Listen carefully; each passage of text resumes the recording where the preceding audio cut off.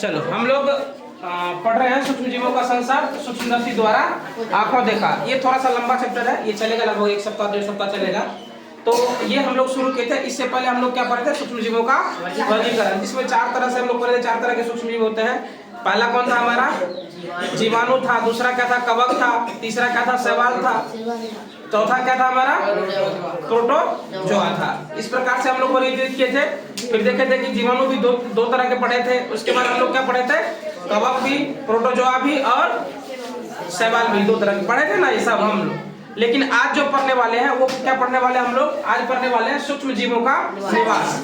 अच्छा, सूक्ष्म जीव होते तो हैं, उनका निवास स्थान कहाँ है और उनके निवास में ऐसा क्या अंतर है जो हम लोग नहीं देख पाते हैं, है ना? तो वो समझेंगे इस वाले टॉपिक में, ठीक है ना? तो यहाँ पर पहले ध्यान से देख लो, समझ लो, फिर लिखना, ठीक है? तो सबसे पहला क्वेश्चन हम यहाँ पे लिखे हैं कि सूक्ष्म जीव कहाँ कहाँ पाए जाते हैं। सिंपल सी बात है, पहले पता चलना चाहिए कि कहाँ कहाँ पाए जाते हैं।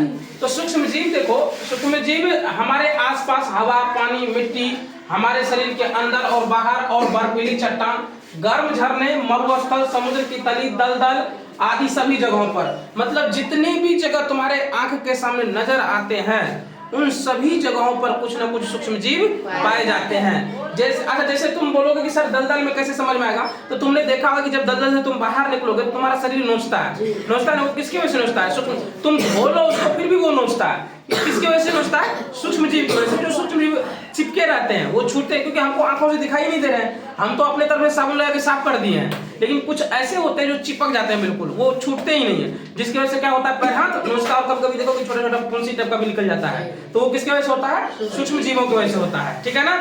अब इन जगहों पे क्या होता है? सूक्ष्म जीव पाए जाते हैं। कोई दिक्कत? अगला लिखे हम, सूक्ष्म जीव अत्यंत विषम पर्यावरण और प्रतिकूल परिस्थितियों में भी पाए जाते हैं।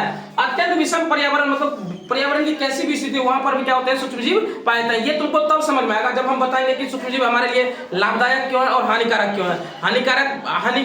हानिकारक भी कुछ सूक्ष्म जीव होते हैं और कुछ सूक्ष्म जीव हमारे लिए लाभदायक भी होते हैं। इसलिए यहाँ पे लिखा है कि सूक्ष्म जीव अत्यंत विषम पर्यावरण और प्रतिकूल परिस्थितियों में भी पाए जाते हैं। कोई दिक्कत?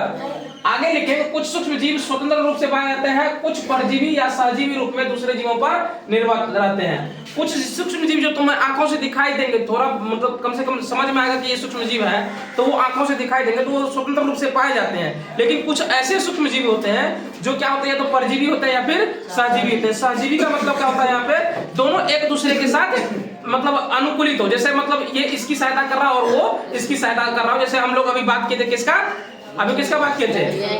लाइकेन और शैवाल, कवक जो कह लो तुम लोग, ठीक है ना? इसकी बात किए थे हम लोग। ये एक दूसरे को क्या करते हैं? मदद करते हैं, मतलब जीवित रहने में, ठीक है ना? और इसलिए उसको हम लोग परजीवी भी कहते हैं। परजीवी मतलब जो दूसरे जीवों पर निर्भर हो अपने भोजन के लिए, ठीक है ना? अब एक क्वेश्चन है कि स्वतंत्र रूप से पाए जाने वाले सूक्ष्म जीव कौन है? जो स्वतंत्र रूप से पाए जाते हैं वो सूक्ष्म जीव कौन है?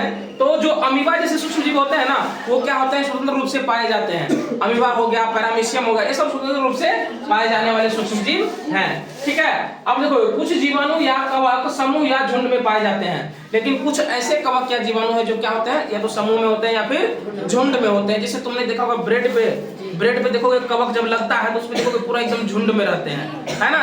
एकदम वो काई जैसा दिखाई देता है ना? जो कि हमको देखने में तो समझ में नहीं आता कि इसमें जीवाणु है या नहीं, लेकिन अगर उसी को हम लोग सूक्ष्मदर्शी में ले जाकर के देखेंगे तो समझ में आएगा कि ये कितना हानिकारक है हमारे लिए, ठीक है ना? अब अगला है हमारा हेडिंग है कि सूक्ष्म जीव कुछ मित्र और कुछ शत्रु। सूक्ष्म जीव तो है लेकिन उसमें से मित्र हैं और कुछ शत्रु हैं। कैसे हैं? देखो, कुछ सूक्ष्म जीव हमारे लिए अत्यंत उपयोगी हैं, वे हमारे लिए मित्र की तरह हैं। जो हमारे लिए उपयोगी है वो उसको हम लोग मित्र की तरह कर सकते हैं। और दूसरी और कुछ सूक्ष्म जीव हमारे लिए बहुत ही हानिकारक भी हैं, है ना? जिसको हम लोग अपना शत्रु भी कर सकते हैं, जिसको हम क्या कर सकते हैं? हम अपना शत्रु भी कर सकते हैं, ठीक है ना? अब उपयोगी या मित्रवत सूक्ष्म जीव कौन होते हैं? तो पहला क्वेश्चन लिखेंगे, बहुत सारे सूक्ष्म जीव हमारे उपयोगी मित्र हैं, क्यों? है ना? बहुत सारे सूक्ष्म जीव जिसको हम लोग मित्र कर रहे हैं वो उपयोगी है तो क्यों है हमारे लिए, है ना? या वो मित्र है तो हमारे क्यों है? तो देखो यहाँ पे आंसर लिखेंगे, क्योंकि कुछ सूक्ष्म जीव का उपयोग औषधि निर्माण, रोग प्रतिरोधक टीका जैसे चिकित्सकीय क्षेत्र, कृषि, मिट्टी की उर्वरता बढ़ाने, पर्यावरण की साफ सफाई जैसे और भी कई जगहों पर सूक्ष्म जीव हमारे लिए उपयोगी साबित होता है। जिन जिन जगहों पे सूक्ष्म जीव हमारे मदद करते हैं या हमारे लिए उपयोगी कुछ करते हैं तो वहां पर हम ये कहते हैं कि वो सूक्ष्म जीव क्या है? हमारे लिए उपयोगी है या मित्र है हमारे, वहां पर हम ये कहते हैं कि हमारे लिए मित्र है। जैसे मान लो कि रोटी पर फफूंद लग गया, तो अब उसको खा लेंगे तो कहेंगे हम कि हमारे लिए मित्रवत है? कह सकते हैं? नहीं कह सकते, वो हमारे लिए क्या है? हानिकारक है। इसलिए हम कहते हैं कि कुछ सूक्ष्मजीव जो होते हैं वो हमारे लिए उपयोगी हैं, मित्रवत हैं, और कुछ सूक्ष्मजीव जो है हमारे लिए हानिकारक और मित्रवत नहीं भी हैं। समझ में आया ना? इस क्लास में हम लोग इतना ही पढ़ेंगे। अगले क्लास में हम लोग और डिटेल्स में पढ़ेंगे सूक्ष्मजीव के बारे में। अभी सूक्ष्मजीव पर ही पूरा टॉपिक हमारा चलेगा, ठीक है? फिलहाल आज के लिए इतना ही।